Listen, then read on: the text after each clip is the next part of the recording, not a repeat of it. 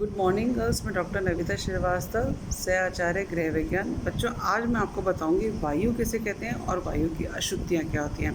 हम रोज़मर्रा के जीवन में वायु शब्द का उपयोग करते हैं क्योंकि वायु हमारे जीवन के लिए अत्यंत आवश्यक है।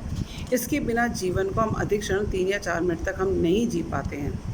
वायु वातावरण का एक ऐसा कारक है जिस पर सभी प्रकार के प्राणी और वनस्पति जगत का जीवन निर्भर करता है। वायु केवल जीवन के लिए ऑक्सीजन ही प्रदान करता, बल्कि शरीर को ठंडा रखने का भी कार्य करता है। श्रवण एवं ज्ञानेंद्रियां भी वायु के कारण उत्तेजित होकर अपने कार्य सुचारू रूप से करती हैं। अतः शुद्ध वायु के का ही स्वस्थ जीवन का आधार है। शुद्ध वायु हमारे शरीर में एक टॉनिक है की भांति कार्य करता है।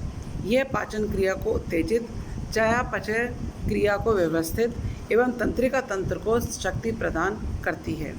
यह शरीर को विभिन्न प्रकार के रोगों से लड़ने की क्षमता प्रदान करती है। अतः जिस हवा में हम सांस लेते हैं वह निश्चित रूप से शुद्ध होनी चाहिए। वायु का संगठन। वायु कई गैसों का यांत्रिक मिश्रण है। इसका संगठन स्वास्थ्य स्थान विशेष पर परिवर्तित होता है, परंतु सामान्यतः वायु का संगठन निम्न प्रकार है। ऑक्सीजन 20.95%, नाइट्रोजन 78.1%, कार्बन डाइऑक्साइड 0.03 से 0.04%। और बहुत ही अत्यंत कम मात्रा में क्या होता है, इसमें ऑर्गन होती है, नियॉन होती है, क्रिप्टॉन होती है, जेनिन होती है, हीलियम आदि गैसें होती हैं। इसके अतिरिक्त जल वाष्प, अमोनिया, कुछ निलंबित पदार्थ जैसे धूल, धुआं, बैक्टीरिया, स्पोर, कार्बनिक सूक्ष्म पदार्थ आदि भी पाए जाते हैं। सामान्यतः वायु का संगठन स्थिर बना रहता है क्योंकि प्रकृति में स्वतः ही कुछ क्रियाएं होती रहती हैं, जैसे वायु की गति, वातावरण का तापमान, धूप, वर्षा आदि। परंतु जब प्राकृतिक संसाधनों की क्षमता घट जाती है तो वायुमंडल में अशुद्धियां तेज़ी से फैलने लगती हैं और वायु प्रदूषित होने लगती है। जब वायु में प्रदूषक पदार्थ जैसे धूल, धुआं, गैसें, जल वाष्प, अमोनिया आदि अधिक मात्रा में मिल जाते हैं तो वायु अशुद्ध एवं प्रदूषित हो जाती है और स्वास्थ्य जीवन के लिए हानिकारक हो जाता है। अशुद्ध हवा में सांस लेने के लिए अनेक श्वसन एवं त्वचा रोग हो जाते हैं। अब मैं बताती हूँ वायु प्रदूषण की परिभाषा। ये तो हमने पढ़ा वायु के बारे में, वायु का संगठन। अब मैं बताती हूँ कि वायु का प्रदूषण की परिभाषा। जब वायु के भौतिक, रासायनिक अथवा जैविक गुणों में ऐसा कोई अवांछित परिवर्तन हो जाए जिसका हानिकारक प्रभाव मनुष्य के स्वास्थ्य, पशु पक्षियों या अन्य जीवों, जैविक परिस्थितियों, औद्योगिक पराक्रमों तथा सांस्कृतिक संपदाओं पर पड़ता है अथवा नष्ट होता है अथवा किसी तरह की हानि पहुंचती है तो उसे हम वायु प्रदूषण कहते हैं। अब हम पढ़ेंगे वायु प्रदूषण के क्या कारण होते हैं। सबसे पहला, कोयला, गैस, तेल, लकड़ी, रबर, प्लास्टिक, नायलॉन आदि के जलने से। दूसरा, कार्बनिक पदार्थों के सड़ने एवं विघटन से अत्यंत जहरीली एवं दुर्गंध युक्त गैस निकलती हैं, जिसमें बैक्टीरिया, विषाणु व अन्य प्रकार के रोग पनपते हैं तथा रोगों को फैलाने का कार्य करते हैं। थर्ड, मानव, पशु, पक्षी, वृक्ष, पौधे आदि की श्वसन क्रिया से भी। फोर्थ पॉइंट, यातायात बढ़ने से। वाहन से अधिक धुआं निकलता है। बस, ट्रक, रेल, वायुयान आदि से जहरीली एवं हानिकारक गैसें निकलती हैं जो वातावरण में उपस्थित वायु के साथ मिलकर उसे प्रदूषित कर देती हैं। इसमें नाइट्रोजन ऑक्साइड, मोनोऑक्साइड, शीशा तथा सल्फर आदि भी अधिक मात्रा में निकलता है। वह प्रदूषण फैलाता है। पेट्रोल से चलने वाली गाड़ियाँ जैसे स्कूटर, 3 व्हीलर आदि कार्बन मोनोऑक्साइड गैस निकालते हैं। दिल्ली शहर में औसतन 400 किलोग्राम प्रतिदिन शीशा हवा में मिल रहा है, जो कि मनुष्य के शरीर में प्रवेश कर दिमाग, गुर्दे और रक्त संचार को प्रभावित करता है। डीजल वाहनों से निकले धुएं में कार्बन के अत्यंत सूक्ष्म कण मिलते हैं। इनके साथ ही साथ हाइड्रोजन, कार्बन, नाइट्रोजन तथा गंधक के विभिन्न ऑक्साइड भी उपस्थित होते हैं। और ये हम सभी जानते हैं कि पेट्रोल चालित वाहन जैसे car, scooter, 3 wheeler, motorcycle, moped आदि से निकले धुएं में कार्बन मोनोऑक्साइड तथा शीशे की मात्रा अधिक होती है। इसके अतिरिक्त इनसे नाइट्रोजन के ऑक्साइड भी उत्पन्न होते हैं। ये नाइट्रोजन के ऑक्साइड सूर्य प्रकाश की उपस्थिति में हाइड्रोकार्बन किसी क्रिया करके भूरे रंग के बहुत ही घातक प्रकाश, जिसे रासायनिक धूम कोहरे कहते हैं, वो उत्पन्न करते हैं। ये धूम कोहरा मनुष्य के स्वास्थ्य के लिए अत्यंत ही घातक होता है। इसको हम एक तरह से, इसका नाम हम ये भी देते हैं, क्या कहते हैं, रासायनिक धूम कोहरे, स्मोक भी कहते हैं। स्मोक का अर्थ होता है धुआं, कोहरा का अर्थ होता है धुएं और कोहरा मिला के। इस धूम कोहरे के कारण लंदन शहर में तो एक बार पूरे 5 दिन तक भूरे रंग के प्रकाश रासायनिक धूम कोहरे से घिरा रहा और उसने अपना तांडव नृत्य कर रहा था, जिसके कारण लगभग कम से कम नहीं तो 4000 लोग असमय ही मृत्यु के शिकार हुए थे और हज़ारों की संख्या में लोगों को दमा हो गया था, निमोनिया था, सांस लेने में कठिनाई हो गई थी और हृदय रोग भी पीड़ित हो गए थे। अब हम देखते हैं कि कलकत्ता, हमने ये भी देखा है कि डीजल इंजन से काला धुआं एवं दुर्गंध युक्त गैसें निकलती हैं, जो वायु के साथ मिलकर उसे प्रदूषित करती हैं।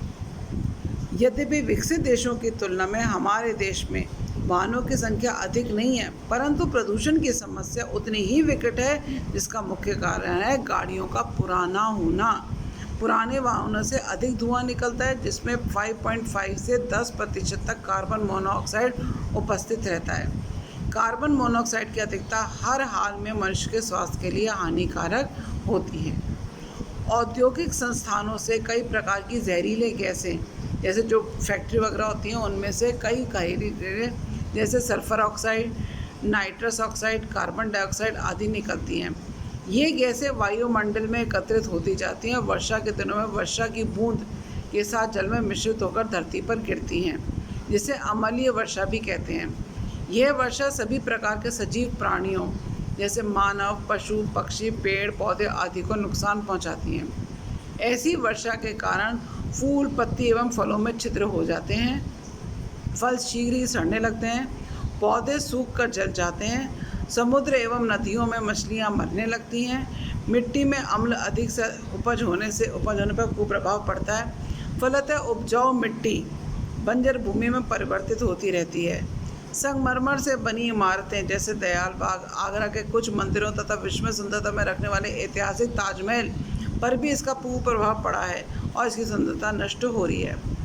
किसान मिट्टी की उर्वरकता को बढ़ाने के लिए अधिक उपज प्राप्त करने के लिए रासायनिक उर्वरकों का प्रयोग करते हैं, जिसका असर हमारे जल एवं वायु पर पड़ता है तथा वायु प्रदूषित होती है। शादी विवाह तथा पर्व त्योहारों, दिवाली, होली, दशहरा, क्रिसमस आदि पे पटाखे छोड़े जाते हैं, जिससे धुआं कई विषाक्त गैसें एवं राख निकलती है, जिस कारण वायु प्रदूषित होती है। जनसंख्या वृद्धि व शहरीकरण के कारण भी खेती लायक भूमि आवास में बदलती जाती है। घरेलू स्तर पर ईंधन दहन, लकड़ी, कोयला, कूड़ा करकट जलाने आदि से दुर्गंध फैलती है, जिससे वायु प्रदूषित होती है।